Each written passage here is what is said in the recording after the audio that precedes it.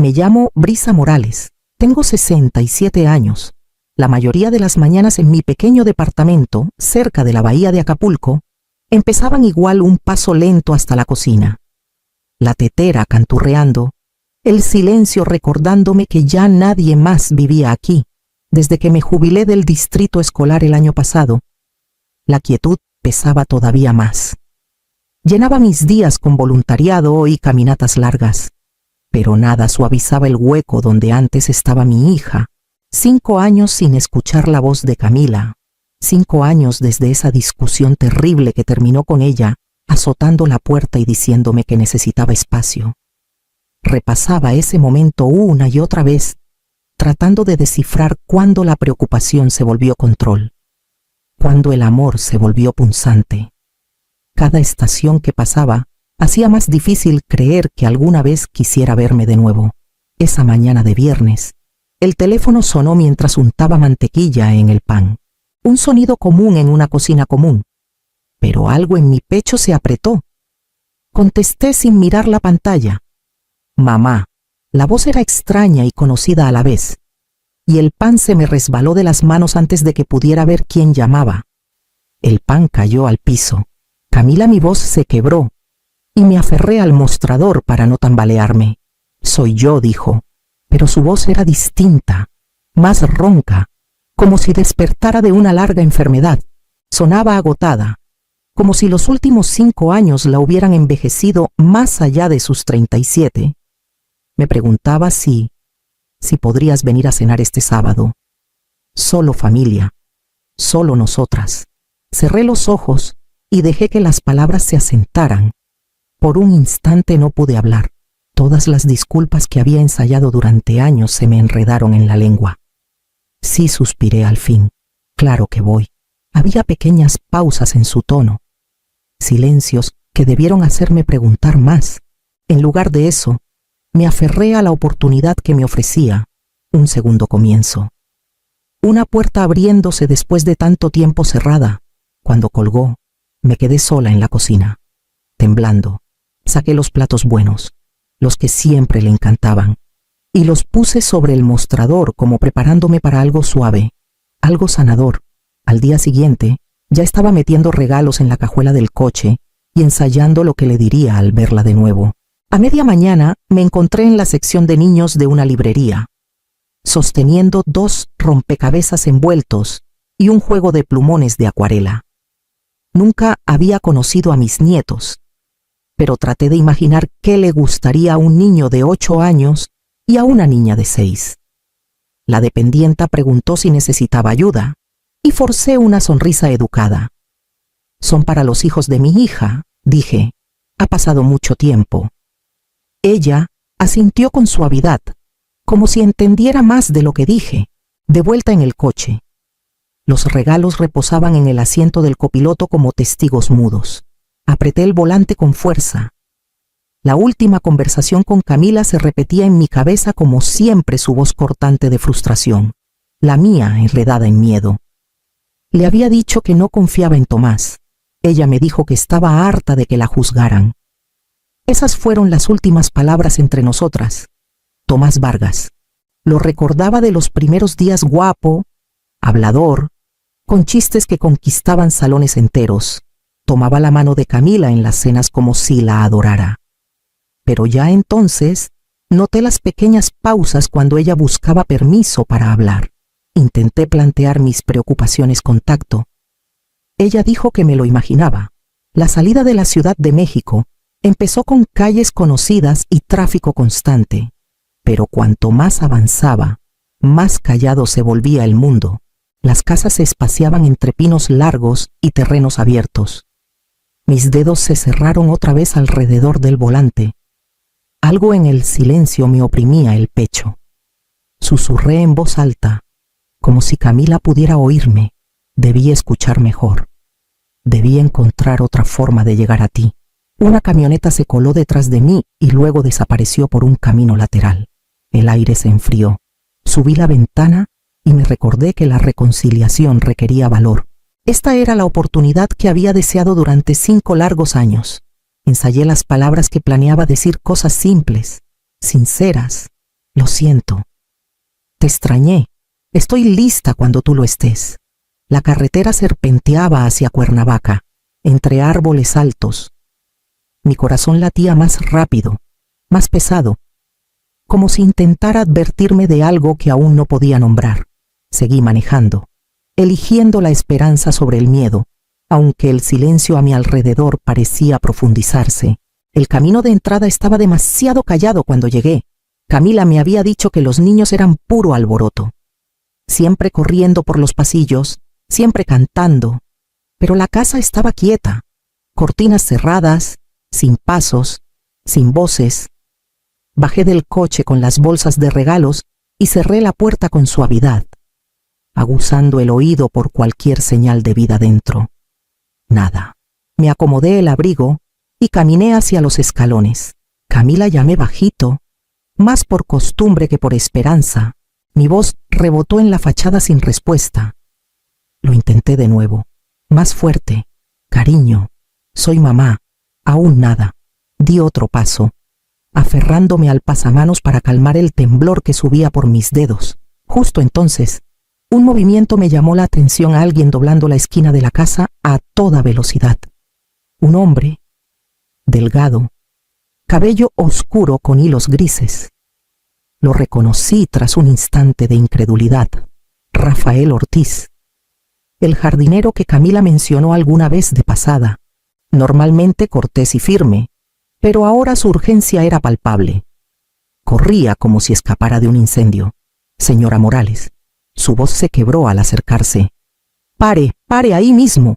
Me quedé helada en el escalón, abrazando las bolsas contra el pecho. Llegó jadeando, ojos desorbitados, y me tomó del brazo con ambas manos. «No entre», jadeó. «Váyase ya, por favor». El pánico en él era tan agudo que sentí un golpe físico. «Rafael, ¿qué pasa? ¿Dónde está mi hija?» Mi voz tembló a pesar de mis esfuerzos por mantenerla firme. Seguía mirando por encima del hombro hacia la casa. «No puede estar aquí. Hoy no. Algo anda mal adentro», escuché. Se detuvo, tragando saliva. «Se lo explico después, pero váyase. Ahora vine a cenar», susurré, mi voz temblando mientras su pánico se me contagiaba. Camila me invitó. Hablé con ella ayer. El agarre de Rafael se apretó. Esa no era ella. Mi garganta se cerró. ¿Cómo que no era ella? ¿Quién me llamó? Su expresión se torció con algo parecido a la culpa. «Por favor, señora Morales, se lo suplico, suba al coche, cierre las puertas, no se acerque a esa casa». El temblor de mis manos se extendió a los brazos. Dejé que me guiara hacia atrás por los escalones. Mis piernas se sentían de madera, mi respiración entrecortada. Rafael miró una última vez hacia las ventanas mudas y me empujó suavemente. «Váyase». Tropecé hasta el coche. Tiré los regalos en el asiento del copiloto y cerré la puerta con dedos temblorosos. No encendí el motor. No podía moverme. Solo podía mirar la casa y preguntarme qué clase de terror hacía gritar a un hombre adulto a una desconocida.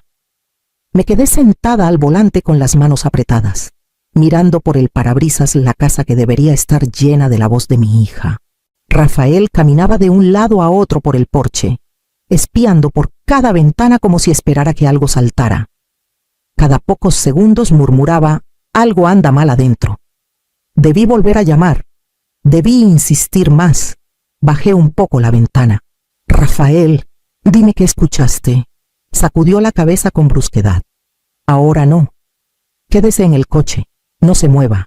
Antes de que pudiera insistir, un SUV oscuro avanzó despacio por la carretera. Aminorando al pasar por la propiedad, el conductor no miró hacia nosotros.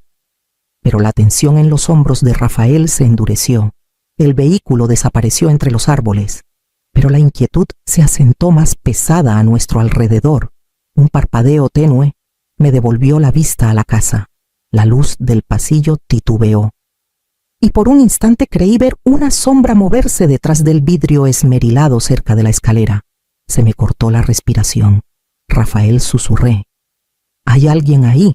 Se movió rápido hacia el lateral de la casa. Mandíbula apretada. «No se mueva». pase lo que pase, no se acerque a esa puerta. Mi corazón latía con dolor. Una parte de mí quería correr adentro y gritar el nombre de Camila. Otra me decía que arrancara y huyera lo más rápido posible. Me quedé congelada, dividida entre el miedo y el pensamiento insoportable de que mi hija estuviera al otro lado de esas paredes, esperándome. El parpadeo del pasillo apenas se había apagado cuando 2 autos sin identificación entraron al camino, sin sirenas. Solo autoridad silenciosa. Rafael retrocedió rápido, alzando las manos para mostrar que no era amenaza. 2 oficiales uniformados bajaron, seguidos por una mujer de abrigo oscuro que se movía con la seguridad de quien ya sabe lo que va a encontrar. Un oficial se acercó a mi ventana. Señora Morales, bajé el vidrio con dedos temblorosos. Sí, yo... ¿Qué pasa? ¿Dónde está mi hija, señora?, dijo con suavidad. Necesitamos que baje. La mujer del abrigo se unió a él. Soy la detective Leona Salazar. Su voz llevaba un peso que me apretó el estómago. Está a salvo, pero necesitamos hablar con usted de inmediato. Rafael se acercó. Los llamé esta mañana, me dijo bajito.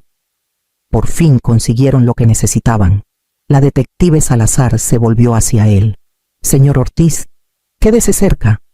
Hablaré con usted otra vez. Luego me miró. Señora Morales, sígame al lateral del camino. Bajé despacio, aferrándome a la puerta para no caerme. Hay alguien dentro de la casa, susurré. Vi una sombra, por eso estamos aquí. Miró hacia el porche, donde más oficiales tomaban posiciones. Señora Morales, ¿a qué hora recibió la invitación para venir hoy? Ayer por la mañana, dije. Camila me llamó. Sonaba mayor, cansada. La detective Salazar exhaló por la nariz, sin sorpresa. Señora Morales, su hija lleva 9 días desaparecida. El suelo se movió bajo mis pies. Desaparecida no. No. Ella me llamó. Me dijo que viniera a cenar. Esa llamada no vino de su hija, dijo Salazar con firmeza. Rastreamos un número desechable conectado a investigaciones en curso. Mi garganta se cerró. Investigaciones. El esposo de Camila, Tomás Vargas, está bajo escrutinio activo. Dijo, fraude, coacción, sospechas de violencia doméstica y ahora la desaparición de su hija. Tenemos razones para creer que él la atrajo aquí hoy. Las palabras cayeron como piedras. ¿Por qué querría que viniera la detective Salazar? Intercambió una mirada significativa con otro oficial. Aún lo estamos determinando. Señora, pero sea cual sea la razón, no era para cenar. Detrás de ella, más vehículos sin identificación entraron. Oficiales avanzaron hacia la casa con armas desenfundadas. Me llevé una mano al pecho. Si Camila no me había llamado, alguien más quería que estuviera en ese porche. Rafael se mantuvo a unos pasos del grupo de oficiales, frotándose las palmas contra los jeans como si quisiera borrar algo que nunca se iría. Cuando al fin me miró a los ojos, su voz era baja, áspera por el miedo. Señora Morales, debí decírselo a alguien antes. Me acerqué. Dímelo ahora, Rafael, por favor, exhaló temblando. Durante meses, las cosas entre Camila y Tomás estaban feas. No feas normales, feas de verdad. Miró hacia la casa como si esperara que alguien irrumpiera. Los escuché. Gritos, muebles estrellándose. A veces ella salía al jardín fingiendo revisar las hortensias, pero le temblaban las manos. Mi pecho se apretó. ¿Por qué no me llamó? Sacudió la cabeza. Creo que quería protegerla. La detective Salazar intervino. Señor Ortiz, empiece por la semana pasada. Rafael tragó saliva. Hace 3 días encontré sangre en los azulejos cerca de los escalones traseros. No era sangre de cortarse con una rosa. Estaba embarrada, como si alguien la hubiera limpiado a las prisas. Y una lámpara adentro estaba hecha añicos. Mis rodillas flaquearon, pero Salazar me sostuvo con una mano en el brazo. Y esta mañana preguntó. Rafael parecía enfermo. Llegué antes del amanecer. Creí oír movimiento adentro. Luego vi a Tomás salir por la puerta lateral. Estaba raro. sudoroso. Miraba la casa como si esperara que explotara. Salazar se tensó. Explotar a Rafael asintió. Lo seguí un poco. Estaba manipulando la línea de gas del horno. Casi estoy seguro de que la abrió. Me tapé la boca. Dios mío. Llamé al 911, continuó Rafael. Pero dijeron que sin testigo o familiar confirmando, no podían entrar a la fuerza. Salazar me miró. Y cuando usted llegó, todo cambió. La voz de Rafael se quebró. Señora Morales, Camila intentaba escapar de él. Creo que escondió algo antes de desaparecer. La detective Salazar se inclinó sobre la pequeña mesa de la sala de juntas, deslizando una pila de documentos hacia mí. Su voz había perdido la calma medida de afuera. Ahora cargaba el peso de algo que hubiera preferido no decir. Señora Morales empezó. Por fin tenemos una imagen más clara de lo que Tomás hacía. Apoyé las manos planas en la mesa. Dígame. Creía que Camila había reunido pruebas contra él, dijo Salazar. Pruebas reales, suficientes para destruir cada mentira que había construido. Y necesitaba sacarlas a la luz. Lo miré fijo. ¿Y eso significa? ¿A mí? Sí, lo dijo sin dudar. La llamada que recibió, la voz que parecía la de su hija, vino de un teléfono desechable. Todas las torres, rastros y horarios apuntan a Tomás. Se me secó la boca. Entonces la voz no era ella, no dijo Salazar con suavidad. Era él imitando su tono, susurrando, respirando superficial, manteniendo las frases cortas para que no notara.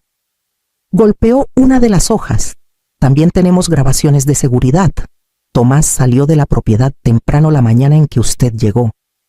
Mucho antes de que nadie más estuviera programado para llegar. Junté las palmas hasta que me dolieron las articulaciones. Todo el calor se drenó de mi pecho, reemplazado por un frío lento y reptante. Quería que viniera, murmuré. Necesitaba que viniera. Contaba con ello, respondió Salazar. Sabía que no habían hablado en 5 años. Sabía que usted se aferraría a la menor señal de que ella la quería de vuelta. Usó esa esperanza para atraerla.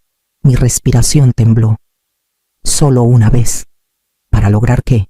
Para ver si Camila había dejado algo. Salazar asintió hacia Rafael, que escuchaba desde la puerta. Su llegada lo obligó a retroceder antes de poder registrar todo. Eso nos dio causa probable para intervenir. Doblé los papeles con cuidado, aunque me temblaban las manos. Pensé que venía a arreglar las cosas, susurré. Pensé que hablaba con mi hija. La expresión de Salazar se suavizó. No era el blanco como temía, señora Morales, pero sí era el cebo. La sala pareció encogerse de pronto, el aire más pesado. Si yo había sido cebo, entonces Tomás sabía que ya no estaba cumpliendo mi papel. Y aún andaba suelto. El radio de la detective Salazar crepitó, cortando el silencio por la mitad. La voz de un oficial salió, baja pero urgente. Movimiento en el bosque, lado este, cerca de la terraza trasera. Salazar se tensó. Señora Morales, levántese. La movemos ahora. 2 oficiales me flanquearon de inmediato, guiándome hacia el vehículo blindado estacionado cerca del camino.